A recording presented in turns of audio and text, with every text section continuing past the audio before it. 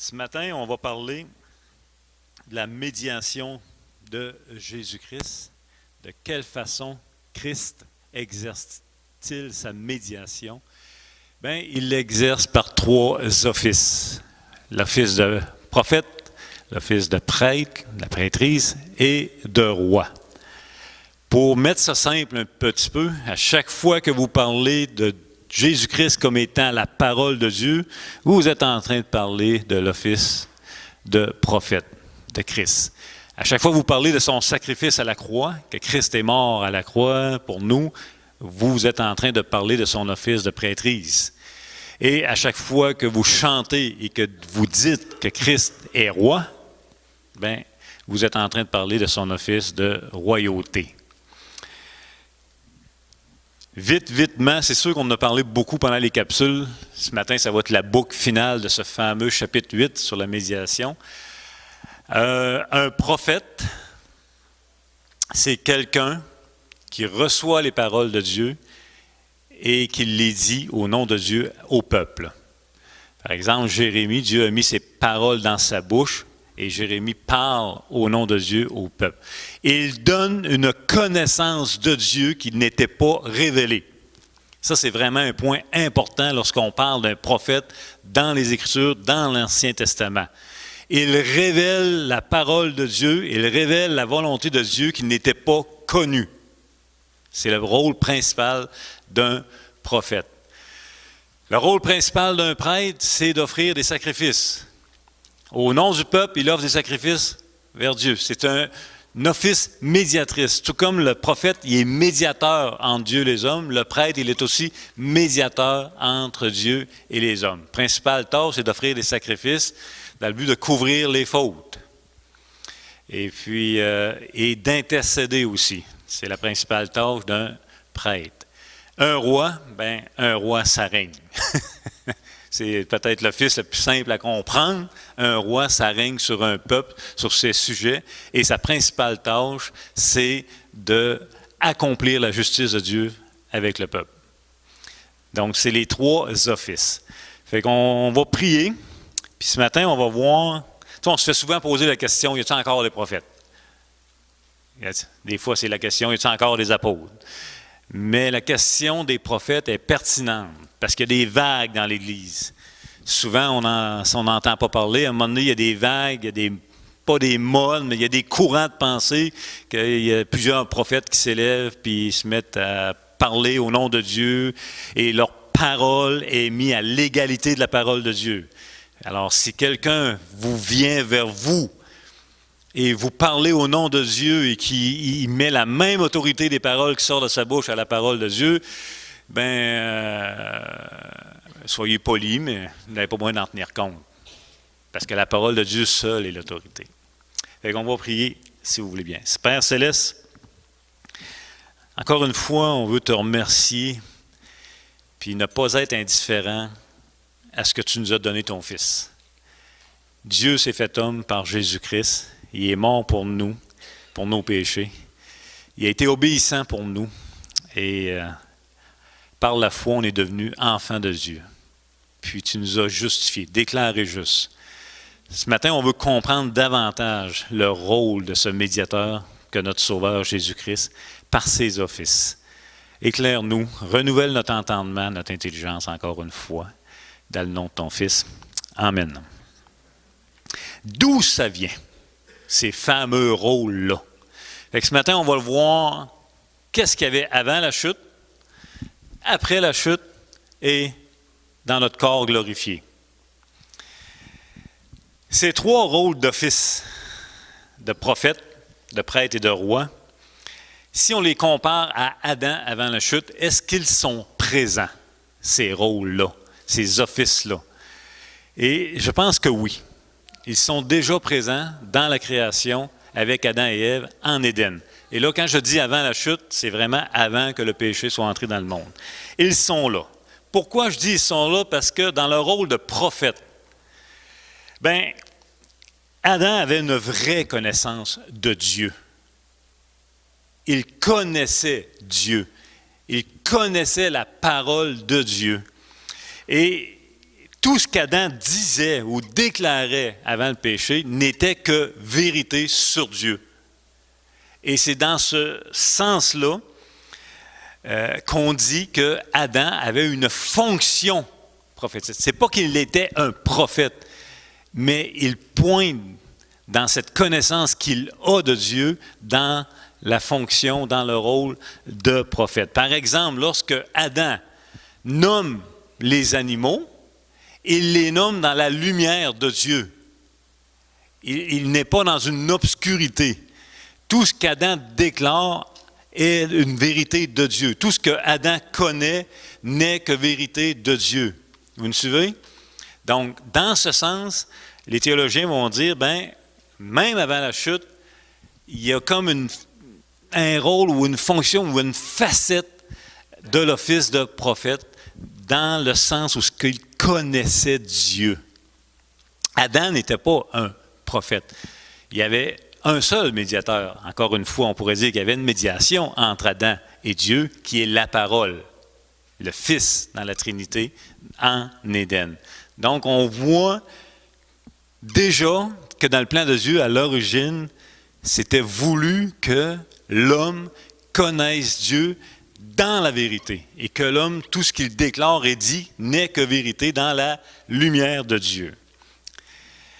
Dans le rôle de prêtre en Éden, c'est sûr que Adam n'a offert aucun sacrifice d'expiation pour ses péchés avant que le péché soit entré, c'est clair. Mais il était appelé à garder le jardin et à le cultiver. Son travail offert à Dieu, c'est un sacrifice d'un autre genre que l'expiation. De plus, Adam, il avait cette liberté qu'il était en tout temps dans la présence de Dieu. Avant la chute, il n'était jamais séparé de cette présence de Dieu. Donc, il était, dans un certain sens, dans une fonction et un rôle de prêtre. N'oubliez pas, le prêtre était le seul qui pouvait aller dans la présence de Dieu, dans le Saint des Saints et dans le lieu saint, dans l'Ancien Testament, dans le temple. Donc, Adam, c'est un sacrifice de son travail qui devient une offrande à l'Éternel. Donc, dans ce point de vue-là, on voit aussi que Adam touche à cette facette-là. Et souvenez-vous, gardez toujours ça en mémoire, tout ce que Dieu donne et prévoit à l'origine avec Adam, c'est ce qui va arriver à la fin. Ça ne change pas. On va le conclure là-dessus à la fin. Et Adam était roi. Il touchait aussi à la royauté. Comment je peux le voir? Voilà. Pourquoi on dit qu'Adam touchait à l'office de royauté? C'est parce qu'il avait reçu la domination et le règne sur la création. Genèse 1, 26 à 28. Puis Dieu dit, faisons l'homme à notre image, selon notre ressemblance, et qu'il domine sur les poissons de la mer, sur les oiseaux du ciel, sur le bétail, sur toute la terre et sur tous les reptiles qui rampent sur la terre. Dieu créa l'homme à son image, il le créa à l'image de Dieu, il créa l'homme et la femme. Dieu les bénit et Dieu leur dit, soyez féconds, multipliez, remplissez la terre et l'assujettissez, et dominez sur les poissons de la mer, sur les oiseaux du ciel et sur tout les animaux qui se meuvent sur la terre. Donc, on voit que Adam a une autorité sur la création que Dieu lui a remis. C'est important, je crois, de voir ça, que dès l'origine, avant la chute, on voit les trois offices qui sont présents. De façon différente, mais ils sont présents. OK? Si on comprend bien ce petit bout-là d'origine, on va mieux comprendre le reste de l'histoire. Donc, c'est ce qu'on va voir ce matin. Le premier Adam était dans des rôles de prophète, de prêtre et de roi. Encore une fois, il n'offrait pas du sang, il n'offrait pas des sacrifices, des taureaux, des boucs, mais son sacrifice était son travail. Et dans celui de prophète, la connaissance de Dieu, et dans celui de roi, il règne. après la chute. Après la chute, après que le péché s'est propagé à la race humaine, l'homme a cessé radicalement d'exercer le rôle de ces trois offices. Ça a été radical. Pourquoi? Après la chute, tu dis que des faussetés au sujet de Dieu. Si vous demandez à un non-croyant de vous parler de Dieu, il y a fort à parier que vous n'entendrez pas une connaissance de Dieu. Parce qu'après la chute, on est ennemi de Dieu. Donc, immédiatement après la chute, ce rôle est terminé. Il n'est plus possible pour Adam de connaître Dieu, qui il est. Et il n'y a plus aucune louange qui est donnée à Dieu après la chute. Il y a une ignorance totale de qui est Dieu après la chute. Deuxièmement, ils ont cessé de s'approcher avec Dieu en tant que prêtres. Pourquoi? Parce que le péché les a exclus de la présence de Dieu. Donc, immédiatement après la chute, Adam n'offre plus de sacrifice de son travail, et non seulement il ne l'offre plus, mais il est exclu de sa présence, ce qui est vraiment une essence importante de la prêtrise. Souvenez-vous, après la chute, quand Dieu vient par le moyen habituel qu'on semble croire, par la parole qui vient s'adresser à Adam, donc Dieu vient vers Adam et Adam se sauve de Dieu. Vous vous souvenez? Adam s'est sauvé, il s'est caché. Donc, il l'a perdu. Roi, est-ce qu'Adam règne après la chute? Il a tout perdu. Au lieu de régner sur la création, l'homme est soumis à sa tyrannie. On peut voir ça, entre autres, dans Romains 8, versets 19-20. Romains 8, les versets 19-20. Aussi, la création attend-elle avec un ardent désir la révélation des fils de Dieu. Car la création a été soumise à la vanité, non de son gré, mais à cause de celui qui l'y a soumise. La création souffre. Après la chute, écoutez, les tremblements de terre, les ouragans, les déluges et tout ce que vous voulez, c'est à cause de la chute. Avant la chute, Adam régnait par délégation de Dieu sur toute sa création. Après la chute, il a tout perdu. Satan a usurpé, si vous voulez, a volé ce droit. Après la chute aussi, l'homme est sous la tyrannie de son semblable. Les guerres. Une guerre après l'autre. Et il n'y a rien à faire. L'homme a perdu sa noblesse. L'homme a perdu la pureté que Dieu lui avait donnée en le créant. Il a perdu la fonction ou le rôle qu'il touchait dans les offices de prophète, de prêtre et de roi. Il ne peut plus connaître Dieu, il ne peut plus rien offrir à Dieu et il ne domine sur plus rien. Ça avait été donné en Éden, ça a été tout perdu avec la chute. Donc, en comprenant l'origine avant la chute et la perte que la chute a amenée sur ces offices, bien là, on va comprendre que ces trois offices ont été restaurés partiellement avec Israël. C'était nécessaire de les restaurer avec Israël, ces trois offices-là. Cette restauration a pour but de retrouver ce qui a été perdu à la chute. Mais, quoique restauré, ça ne sera jamais de façon permanente et toujours imparfaite et incomplète. Par exemple, pas la fonction cette fois-ci, l'office de prophète dans l'Ancien Testament, c'est dans le but de quoi? D'amener la connaissance de Dieu au peuple. Adam n'avait pas besoin d'Éden. Il connaissait Dieu. Ça a été perdu. On a besoin de l'office de prophète qui est le médiateur entre Dieu et les hommes pour révéler qui est Dieu aux hommes. Mais ça ne sera jamais révélé de façon parfaite. Ça va toujours demeurer incomplet. Et ça ne sera jamais en permanence. Prêtre, ayant perdu l'accès à la présence de Dieu, bien maintenant, on a besoin de l'office de prêtre, la prêtrise dans l'Ancien Testament avec Israël, pour offrir des sacrifices entre l'homme et Dieu, dans le but de restaurer, de couvrir les fautes.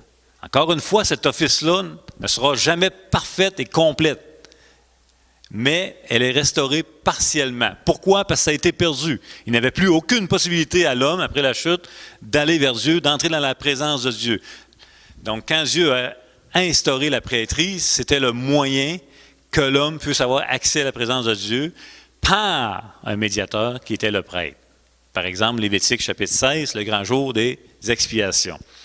Et roi, ben, ça a été restauré pour que l'homme puisse commencer à nouveau à régner avec tout ce qu'il avait perdu. L'office de roi a été instauré, le premier roi Saül, le deuxième roi David. Saül choisi par les hommes, demandé par les hommes. David choisi par Dieu, homme selon le cœur de Dieu. Mais quoique l'office de roi a été restauré, encore une fois, jamais de façon parfaite et complète et de façon permanente. Il y a eu des bons rois, mais il y a eu des mauvais rois. Il y a eu des faux prophètes. Il y a eu des prêtres malhonnêtes qui allaient offrir des sacrifices dans des lieux où avaient des idoles et des rois impies. Mais c'était nécessaire que Dieu les restaure. Donc, la pureté et la sainteté que Dieu voulait que l'homme jouisse à l'origine n'a jamais été pleinement atteint avec Israël. Mais Israël, c'est un type de Dieu.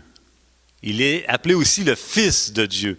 Et tous ces trois offices-là qui sont restaurés pointent vers notre médiateur qui lui aussi sera prêtre, prophète et roi. Donc, et comme on l'a vu, c'est avec Jésus-Christ, on l'a vu dans les capsules, c'est avec Jésus-Christ que l'accomplissement des offices fut accompli à nouveau de façon pure, saint, parfait et permanent.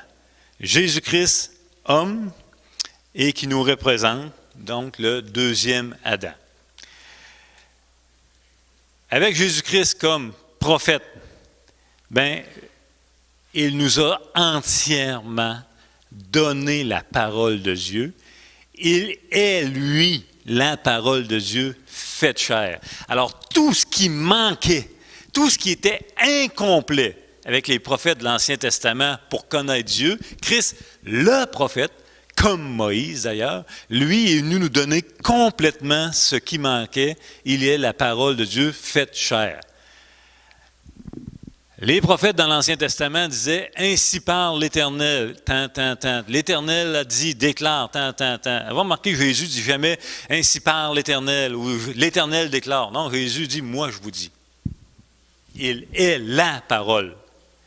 Il est celui de qui les prophètes ont toujours parlé, mais ça n'a jamais été complété. Alors, Christ, en prenant son office de prophète, c'est toujours pour nous révéler qui est Dieu à l'homme, mais il le fait de façon parfaite, complète, pure, sainte. Hébreux chapitre 1, versets 1 et 2.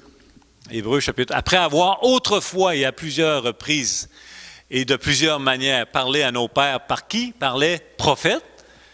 Dieu, dans ces derniers temps, nous a parlé par le Fils qu'il a établi héritier de toutes choses, par lequel il a aussi créé le monde. Donc, s'il y a vraiment une distinction, partiellement révélée dans l'Ancien Testament, totalement révélée que le Fils est terminé. Après le passage de notre Sauveur sur terre, la parole de Dieu est entièrement donnée à l'homme pour qu'il puisse le connaître de façon complète. Il n'y a plus rien à rajouter après le passage de Jésus-Christ. Jésus a aussi été un prêtre, un souverain sacrificateur. Par contre, il n'a pas offert, lui, le sang des taureaux et des boucs qui ne peuvent purifier la conscience de l'homme. Il a offert un seul sacrifice, sa propre vie. Il ne l'a pas offert en répétition.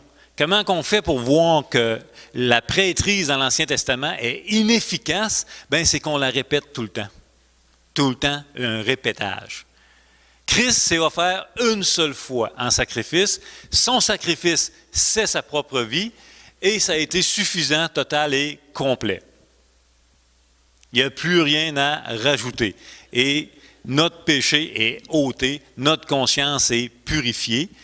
Et quel était le rôle d'un prophète? C'était celui, d'un prêtre, il faut vous me corriger si je me trompe, c'était lui seul qui avait accès à la présence de Dieu. Christ, par son sacrifice, nous a donné accès en tout temps à la présence de Dieu. Et c'est pour ça que le voile du temple s'est déchiré du haut vers le bas, signifiant que la présence est maintenant accessible parce que Dieu est satisfait par le sacrifice de la vie de Jésus-Christ. Vous me suivez? Donc, Christ les a pris, ces trois offices-là, et les a accomplis complètement, parfaitement et de façon permanente. Okay? Il n'y a pas de successeur dans ces trois offices-là. Il est le roi, il n'y en aura pas d'autre. Il est le souverain sacrificateur. Son sacerdoce n'est pas transmissible parce qu'il est selon l'ordre de Melchisédek. Contrairement à l'ordre lévitique, Aaron, il est mort. Ça a été transmis à un fils qui est mort. Et finalement, tous les prêtres étaient des descendants lévitiques. C'était transmissible. Christ, ce n'est pas transmissible. C'est en permanence et Christ ressuscité des morts ne meurt plus. Donc, nous avons cet accès. C'est pour ça que dans l'Épître aux Hébreux, il dit que personne ne se prive de la grâce de Dieu. Vous avez, le croyant a accès en tout temps. Pas besoin de prendre un rendez-vous. C'est en tout temps. Maintenant, la question. Là, on a vu, rappelez-vous, on a vu que ça semblait déjà être instauré en Éden, dans le but de Dieu, dans sa création. La chute fait que c'est nécessaire que ça soit restauré avec Israël, mais on a vu que c'est restauré, mais pas parfaitement. Et Christ les accomplit, lui, parfaitement en tant que notre médiateur. Fait que la question qui reste, il se passe quoi aujourd'hui? Hein? Êtes-vous un prophète? Êtes-vous un prêtre? Êtes-vous un roi? Régnez-vous? Etc. C'est une bonne question à se poser. Et on va en parler. Qu'en est-il du croyant aujourd'hui dans ses rôles de prophète, dans ses fonctions? Est-ce qu'on a un rôle à jouer? Eh bien, je crois que oui, mais en mettant quelques éclaircissements, quand même. À cause de l'œuvre de notre médiateur, nous commençons dès à présent, en tant que croyants, à imiter Christ dans le rôle de prophète, prêtre et roi. Et là, je vais m'expliquer. En d'autres mots, on renoue les facettes de ces trois offices qui avaient été donnés à Adam avant la chute. En tant que croyant restauré dans la communion avec Dieu, réconcilié, on renoue avec ce qui avait été initialement donné à Adam. Par exemple, le croyant dans son rôle de prophète. Écoutez, un prophète, c'est quelqu'un qui dit des choses vraies de Dieu. Êtes-vous capable de dire des choses vraies de Dieu? Oui. Chaque fois que vous annoncez, par exemple, l'Évangile à un non-croyant, vous êtes dans une fonction de prophète, dans un rôle, dans une facette. Vous n'êtes pas un prophète. Vous n'êtes pas quelqu'un qui reçoit une parole de Dieu qui n'avait pas été révélée, pas connue, pour donner aux hommes. Vous êtes quelqu'un qui s'approprie la parole de Dieu qui est complète et qui l'a donnée en éclairage à des gens. Vous êtes dans une fonction, dans un rôle de prophète. À chaque fois que vous enseignez, par exemple, les frères, les sœurs ou un non-croyant, à chaque fois que vous dites des vérités de la parole de Dieu, vous êtes dans une fonction, dans un rôle de prophète, sans être un prophète comme dans l'Ancien Testament. Là, il faut vraiment que ça soit clair. Là. Je ne veux pas que vous partez d'ici, puis ainsi parle l'Éternel. Non. Mais vous êtes dans cette fonction-là. Seul le croyant a cette fonction-là. Nous sommes la lumière du monde. Et tout comme Adam, avant la chute, ne connaissait que Dieu, vous aussi, en tant que croyant, vous êtes appelés à connaître Dieu. Et quand vous dites des vérités sur Dieu, vous êtes comme Adam avant la chute, que tout ce qu'il déclarait n'était que dans la lumière de Dieu. C'est une restauration de ce qui existait en Éden. Prêtre, On a su des boucs à maison puis que de taureaux. Écoutez, offert le sacrifice suprême pour les péchés, on a été réconcilié avec Dieu, on a accès à la présence de Dieu. Christ il a offert sa vie, tu sais, c'est réglé. On a accès à la présence de Dieu.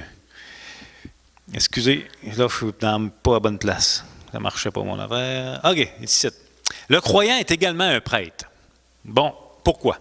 Bien, en tant que prêtre, nous n'offrons pas du sang des taureaux et des boucs, ni un sacrifice pour être réconciliés, mais parce que nous sommes réconciliés, nous offrons des sacrifices en tout temps dans la présence de Dieu. Il y a une distinction, OK?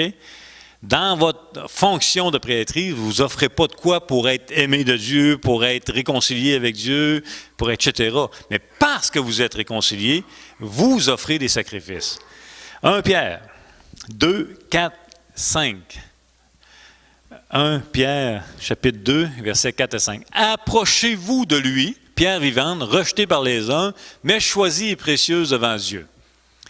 Et vous-même, comme des pierres vivantes, édifiez-vous pour former une maison spirituelle, un saint sacerdoce, afin d'offrir des victimes spirituelles agréables à Dieu par Jésus-Christ. Si on regarde le verset ici, là, premièrement, il y a un saint sacerdoce. Il y a un lien direct avec la prêtrise. Et on voit ici qu'on offre des choses. On offre afin d'offrir des victimes spirituelles. Et le verset 9 précise que nous sommes un sacerdoce royal. Encore une fois, fait référence à la prêtrise. Donc, nous, les croyants, on est un groupe de prêtres consacrés à Dieu, chargés de lui offrir des sacrifices spirituels. En passant qu'il acceptera à cause de Jésus-Christ et non à cause de nous. Hein? Ce n'est pas à cause qu'on va offrir des sacrifices spirituels qu'il va nous accepter. On est toujours en Jésus-Christ, accepté par le seul et unique médiateur. Donc, l'auteur des Épîtres aux Hébreux, lui, comme je disais tantôt, nous rappelle qu'on a cet accès en tout temps, en permanence à la présence de Dieu. Donc, quel genre de sacrifice en tant que prêtre nous lui apportons en tant que croyants? Dans notre rôle, dans notre fonction de prêtrise. Je pense que Hébreux 13, 15 et 16 donnent un bon indice. Par lui, offrons sans cesse à Dieu un sacrifice de louange, c'est-à-dire le fruit de lèvres qui confesse son nom.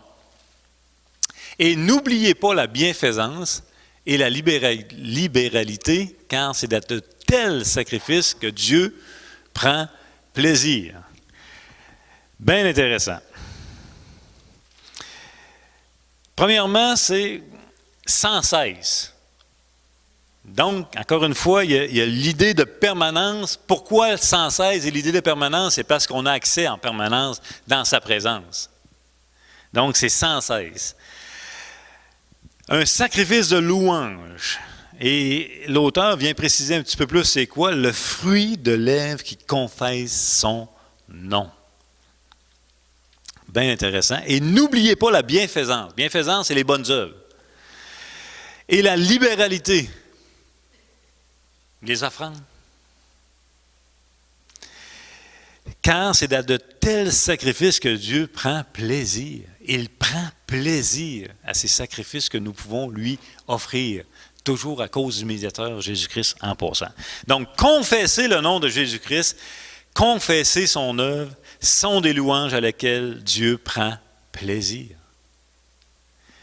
Et c'est pour ça, en passant, que quand on a les chants ce matin, je trouvais ça extraordinaire. C'est pour ça aussi que louange, là, c'est pas juste des chants en passant. Là. C'est quand on dit offrir des louanges à Dieu, c'est pas juste des chants. Prêcher la parole de Dieu, c'est une louange. Quand vous témoignez son nom, c'est une louange. Etc., etc. Tout ce qui fait partie du culte personnel et du culte d'Église est une louange. Je sais qu'on associe beaucoup louange à la musique, c'est notre tradition. Mais même dans notre musique, même dans nos chants doivent glorifier Dieu. Son œuvre et non nous. L'emphase est mise sur lui et ce qu'il a accompli pour nous.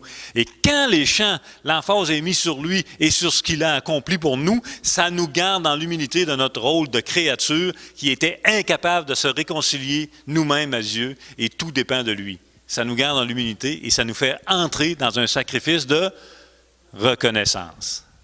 C'est merveilleux.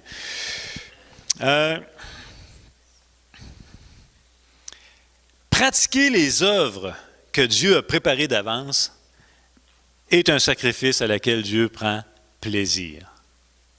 Dieu a préparé des œuvres pour nous afin que nous les pratiquions. Et ici, quand il parle de ne pas oublier les bonnes œuvres, la bienfaisance, c'est des sacrifices que Dieu prend plaisir. En passant, ce n'est pas parce qu'il en a besoin, mais il prend plaisir. Il veut qu'on comprenne à quoi nous sommes appelés. Ensuite, soutenir l'œuvre financièrement. Écoutez, c'est fou parce que c'est pas un choix, c'est une ordonnance. Mais quoi que Dieu nous le commande de soutenir l'œuvre, il nous précise et il nous encourage en disant, écoute, je prends plaisir à ton obéissance en soutenant l'œuvre. Et on pourrait en rajouter, là. On pourrait rajouter l'hospitalité, puis plein de choses. Romains 12, verset 1. Je vous exhorte donc, frères, par les compassions de Dieu, à offrir vos corps comme un sacrifice vivant, saint, agréable à Dieu, ce qui sera de votre part un culte raisonnable. C'est évident, là. C'est évident qu'on a un rôle de prêtrise par offrir des sacrifices dans plein de textes. Mais on n'offre pas des sangs de taureau pour avoir accès à la présence de Dieu au nom du peuple, etc. C'est différent. On a cet accès. Et parce qu'on a cet accès, Dieu nous interpelle à offrir ici nos vies. Écoutez, entrer dans notre rôle de créature, reconnaissant que notre vie a été rachetée,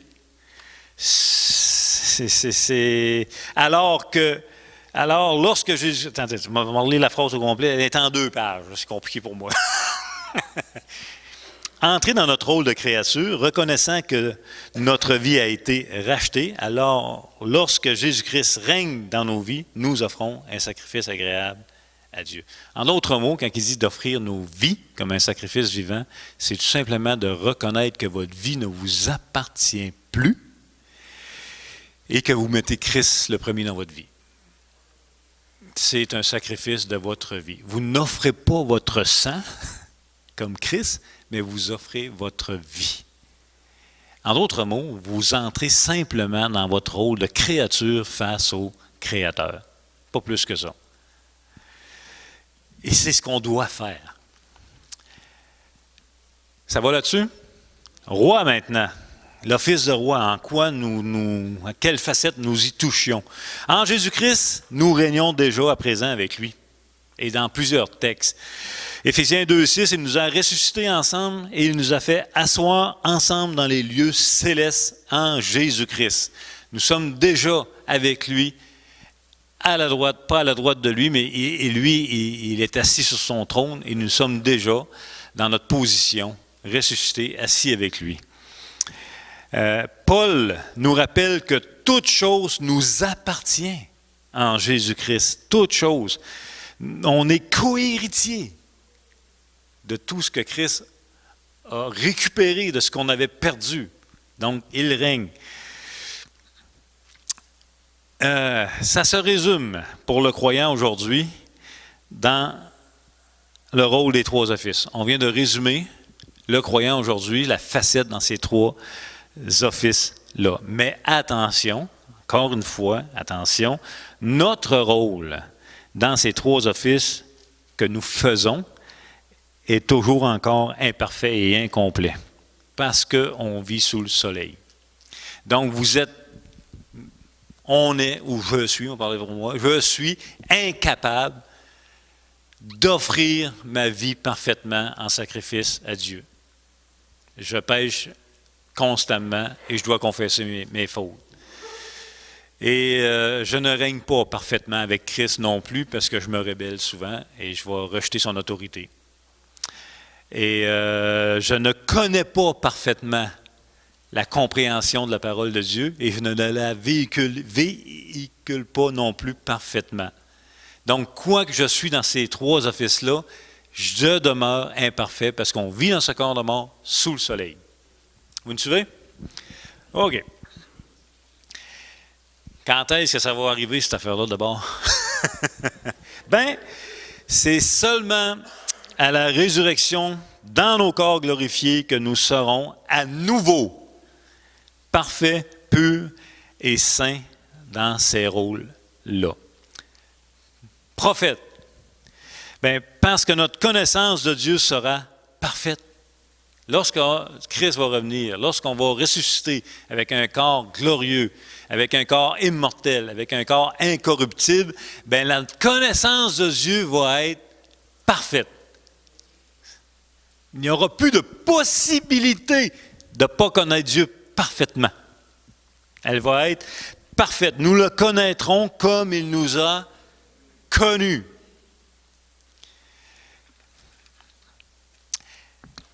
C'est quelque chose de dur à comprendre pour le moment.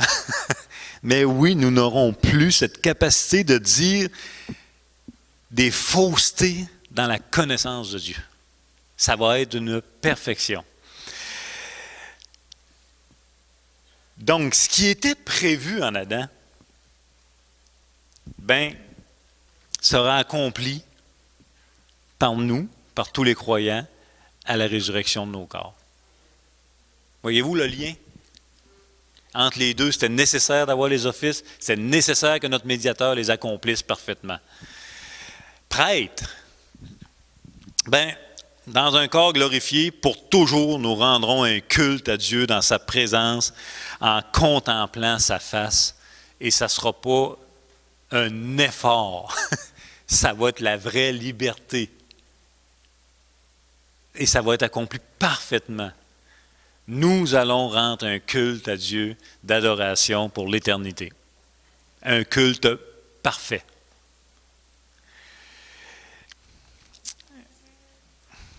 Nous nous offrirons nos vies continuellement en sacrifice à notre roi dans l'éternité.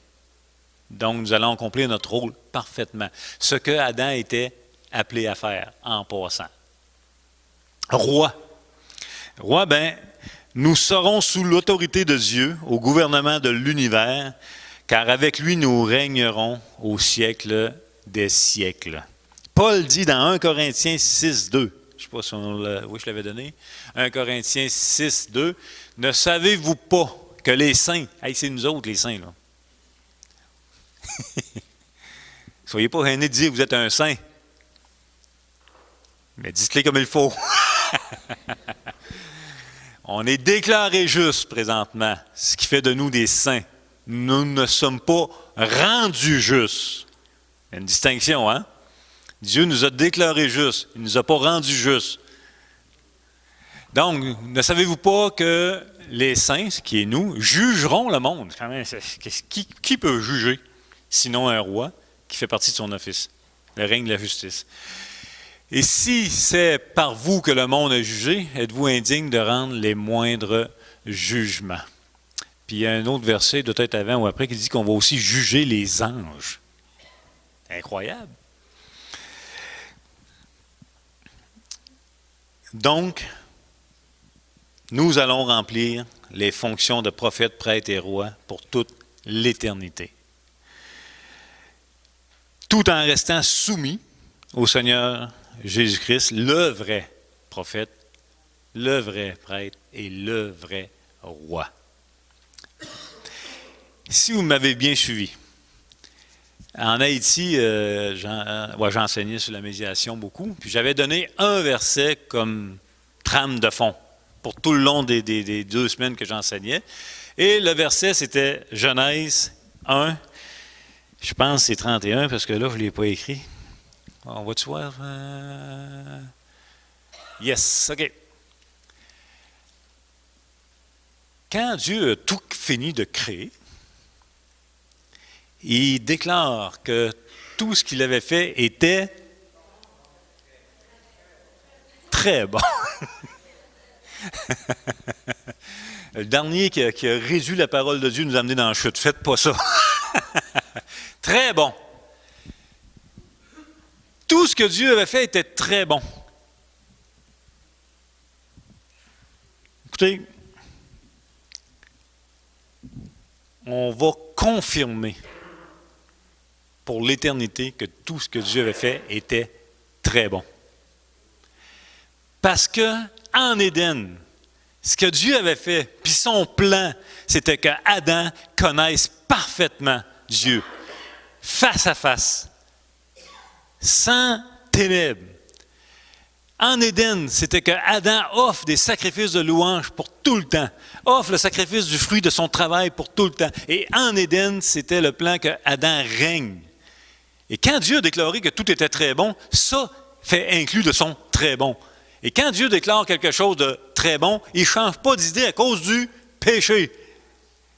Et il vient confirmer par ses offices et par le croyant pour l'éternité, on restaure ce qu'il avait dit très bon en Éden, qui a été perdu à cause du péché, rattrapé par l'œuvre de Jésus-Christ. Et nous, le croyant, on va être dans le très bon de Dieu pour l'éternité. Vous me suivez? C'est quand même trippant, là. Il a été un fil conducteur des Écritures. Je prends 2 minutes pour faire une parenthèse sur la tentation de Jésus-Christ. Probablement que vous connaissez bien la tentation de Jésus-Christ. Mais même dans la tentation de Jésus-Christ, on voit que les 3 offices sont pointés, pour ne pas dire attaqués. Première tentation, vous vous souvenez du contexte, Jésus est sur d'une faiblesse près de la mort, il a faim. Et en passant, c'est Dieu qui l'a amené là, le Père. Hein? C'est le Saint-Esprit, là. Mais Satan est le tentateur. Fait que Satan, il dit, écoute, change ces pierres en pain, hein? C'est ça? Et puis, la parole de Christ, c'est, l'homme ne vivra pas de pain seulement, mais de toute parole qui sort de la bouche de Dieu. Il pointe vers prophète, parole de Dieu. Il est lui-même la parole de Dieu. Il y a une deuxième tentation qui, il prend Jésus, puis il l'amène sur le toit d'un bâtiment, mais pas n'importe lequel. Le temple. Le lieu de la présence de Dieu. Il dit, jette-toi en bas, etc. Encore une fois, ici, on est en train de pointer vers la prêtrise. Et le troisième, c'est quoi? Satan le prend et il lui montre tous les royaumes. N'oubliez pas, Satan, il a volé ça à Adam. Il l'a volé. Il montre tous les royaumes et dit, une flexion genou, puis je te les donne. Pointe vers quoi? Royauté. Il y a encore un lien qu'on pourrait développer là. Et bien sûr, Jésus-Christ a refusé. Premièrement, sur le toit du temple, il va récupérer son règne par le sacrifice. Donc, par son œuvre expiatoire, il récupère le règne et nous sommes devenus co-héritiers. Fait que moi, ça termine le fameux chapitre 8 de la confession de foi. Écoutez, je ne sais pas combien de temps on a été dessus, mais ça a été vraiment un bon temps. Puis je vous remercie, puis je vous invite à réfléchir à ça. Puis à avoir du discernement aussi si dans X temps, il y a un courant de pensée qui devient populaire dans l'Église sur les prophètes, puis les ci, les ça. Okay? Il y a des dons que Dieu a donnés. Des dons de sagesse, des paroles de connaissance, etc.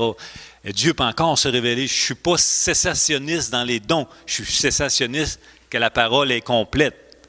Et Dieu va utiliser ces dons, il n'y a pas de problème là. Mais un prophète tel que décrit dans l'Ancien Testament, c'est terminé. Un apôtre décrit tel que dans le Nouveau Testament, c'est aussi terminé. Et notre foi repose sur le fondement des apôtres, l'enseignement des apôtres, dont la pierre angulaire est Jésus-Christ. Père Céleste, merci encore une fois de ta parole.